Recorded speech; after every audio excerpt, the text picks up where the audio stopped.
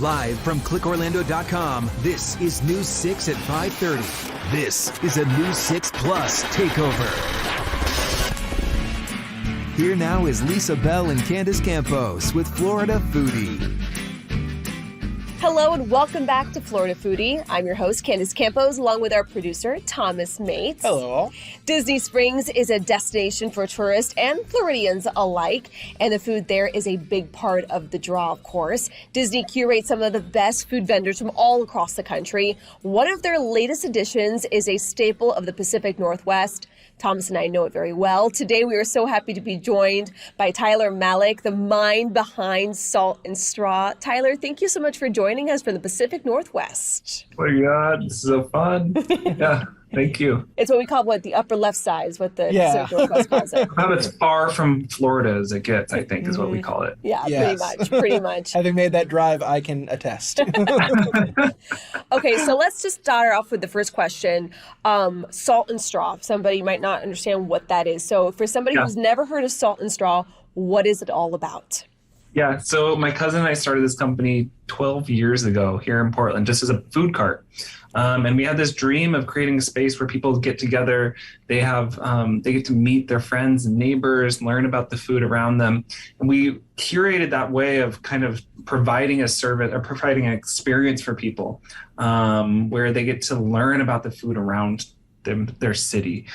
So we have fun with that, and we really take that to the next level with the way we present flavors. We change our menu every month, and every time you come into Salt and Straw, it's a new experience. We're telling stories that are just super profound and fascinating, and it leads to really, really unique flavors, which we have fun making at Salt and Straw. You know, one example is for the savory dish for our picnic menu, we're doing fried chicken ice cream, which in context totally makes sense.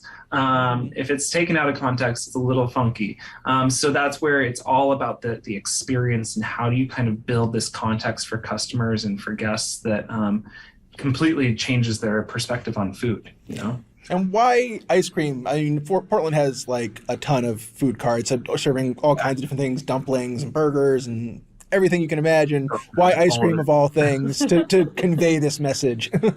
Yeah, it's funny. I fell in love with ice cream really on accident, I think. You know, it was one of those things that we realized really quickly that an ice cream shop is this really cool community gathering place where it's, you know, you can come as you are, regardless of, you know, how you look, what your political viewpoints are, what your food preferences are. There's always something to feel welcomed at an ice cream shop. And that was a really, really cool superpower that we were able to lead into. And it allows us to create a platform where we can taste flavors with customers that maybe provoke really interesting conversations. So a really great example is like 2 years ago, we worked with nonprofits up and down the West Coast to talk about food waste. And we had flavors that were made with foods that were about to get thrown away, like 3-day-old bread or, you know, like grains from a brewery, you know, that were going to get tossed. All these things we were able to play with fun, interesting ingredients that cause people to kind of stop and ask, how did you do that? Why did you do that? This idea of taking a journey through flavor, through foods in the form of ice cream that is so just comforting. That became a really cool kind of platform for us. And obviously then the being able to open in Orlando and at Disney Springs was like the next kind of frontier.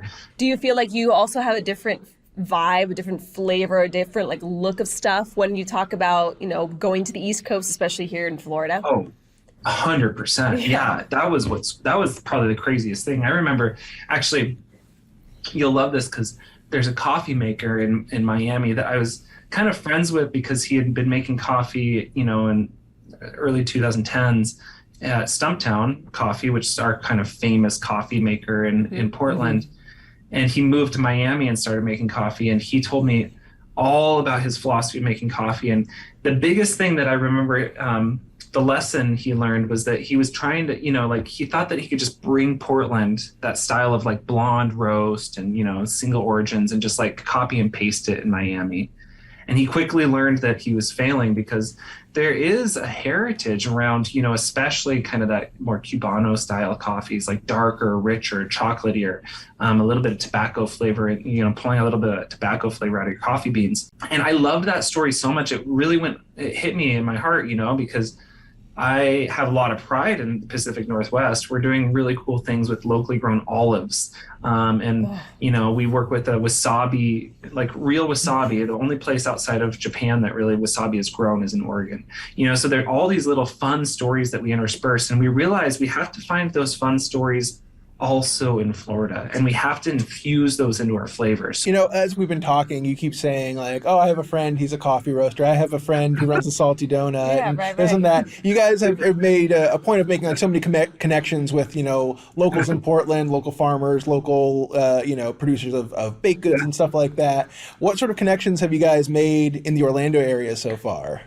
I will say it's really easy to make friends when you make ice cream. Yeah, let's say like that. Can I send you ice cream? They're like, yeah. We're friends now. I think for me, getting to meet the team at Gideon's was probably the coolest. That's a good one. Yeah. Steve in particular, like I think he's forging this new future in food where I think art and food and media are all kind of merging into one. And you experience that as soon as you go into Gideon's, right? Like as soon as you walk in there, you feel like you're in a different world, and just like whatever you taste is going to be insanely unique. Regardless, like if his cookies are really good, but I'm thinking some crumbles inside your ice cream, maybe. Yeah, I know. So you can kind of see where like we get this like-minded, and maybe it takes a few years, but I might, maybe one day we get to work together somehow. Yeah, absolutely. And I was down at Disney Springs just a few weeks back. Some friends were in from out of town. That's typically the reason I'm down in that area. Right. But I will say that like Salt and Straw and Gideon's, those were the two longest lines by a country mile. Just like down the block, we were just like, oh, that'd be great. But there's a reason for it. Yes, there's a reason why you have to absolutely. be in that line, though. It was easier to wait in line in Portland when the weather was a little more forgiving. That's true.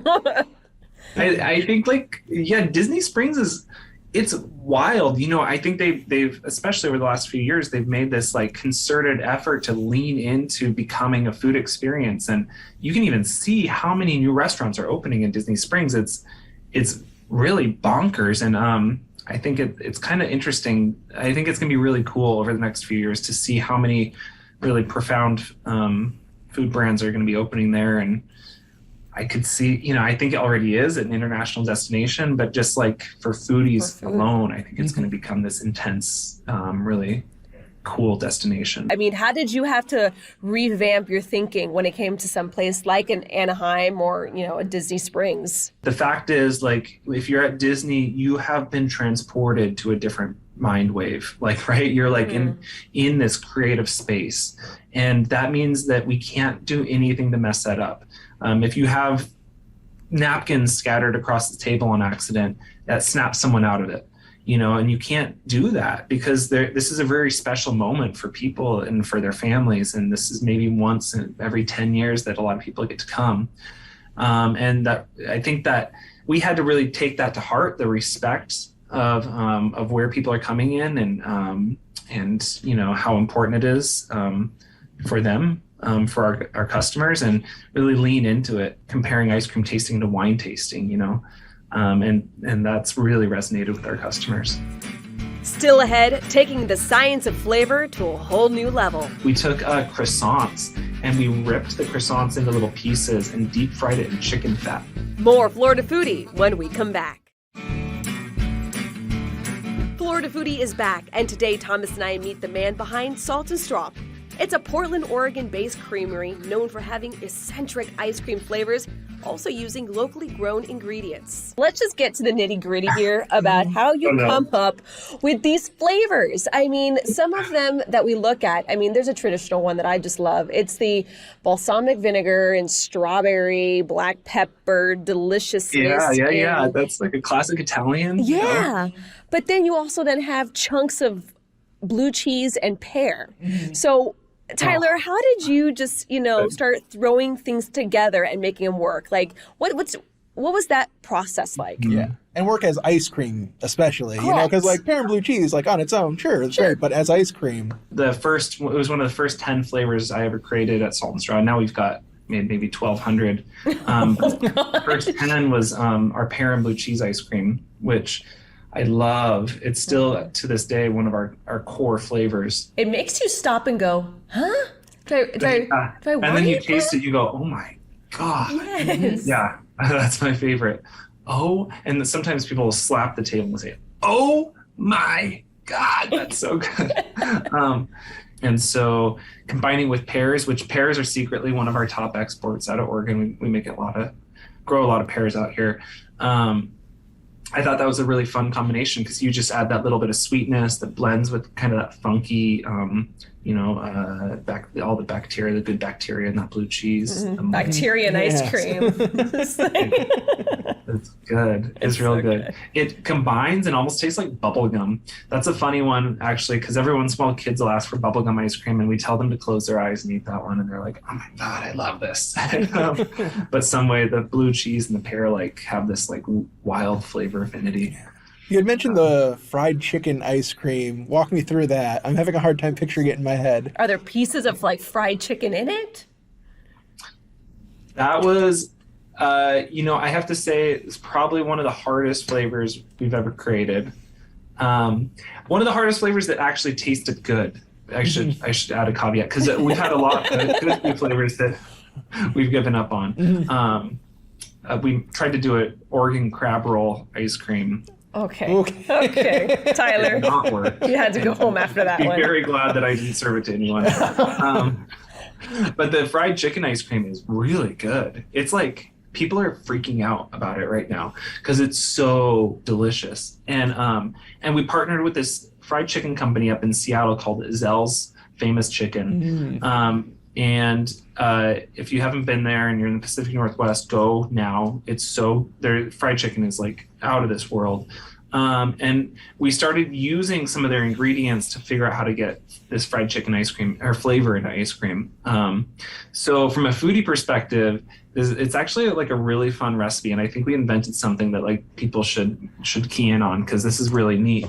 We took croissants and we ripped the croissants into little pieces and deep fried it in chicken fat.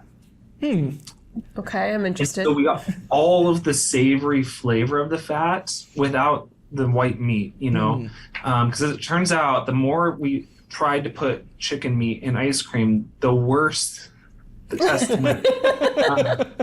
And so once we kind of dialed that in, that chicken fat kind of fried croissant, and then we doused that in kind of a more pastry blended spice blend that they use for their fried chicken, and folded that into ice cream with a little bit of honey, and it was That yeah. sounds good.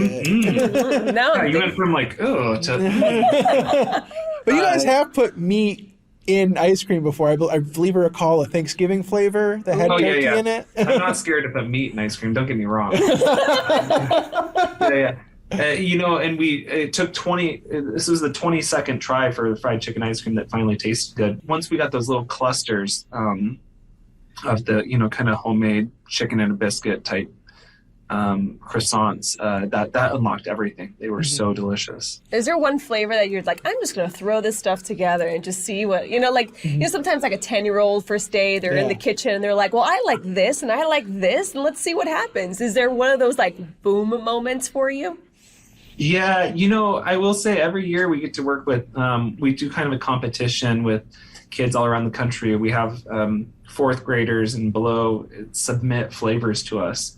And last year what we did is we worked with Scholastic Books and some of their authors like R.L. Stine to kick off this program where kids actually sent in stories. It was fun because then we're like, okay, this story is chaos. How do we turn this into an ice cream? And you can even see some of my, the stories behind me throughout the years.